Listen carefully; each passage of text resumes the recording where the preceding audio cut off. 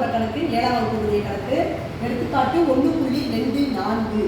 1.5 litre அளவுள்ள கரும்புச்சாறு ஆனது 5 பேருக்கு சமமாக பங்கிட வேண்டும் எனில் ஒவ்வொருவருக்கும் கிடைக்கும் கரும்புச்சாற்றின் அளவை காண்க அப்படின்னு சொல்லி கொடுக்கப்பட்டிருக்கு. ஃபர்ஸ்ட் வந்து என்ன கொடுக்குறாங்க, கரும்புச்சாறு வந்து இத்தனை லிட்டர் அளவு இருக்கு, 1.5 லிட்டர் இருக்கு. 1.5 லிட்டர் மொத்தமாக இருக்கு.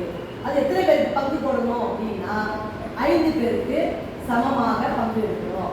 அப்போ என்ன செய்யணும், 1.5 லிட்டரை 5ஆல் வகுக்கணும். இந்த கணக்கு பொறுத்த வரைக்கும் 5ஆல் வகுக்கும் பொழுது இது எப்படி ஈஸியாக போடலாம் அப்படின்னா, இங்கே 5 இருக்கு பாருங்க. அப்போ 1.5 பெருக்கல் நான் என்ன செய்யறேன், 20ஆல் பெருக்கினா 100ஆக மாறிடும். அப்போ மேலே தொகுதியும் 20, பகுதியும் 20ஆல் பெருக்குறேன்.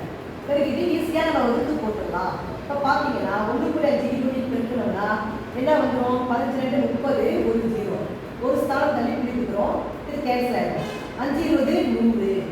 இப்போ அடுத்த ஸ்டெப்பு பார்த்தீங்கன்னா 30/100, இந்த 0 தடிச்சிடும். அப்போ மிச்சம் இருக்கிறது 3/10. 3 10ஆல் வகுக்கும்போது என்ன வந்துடும், 0.3.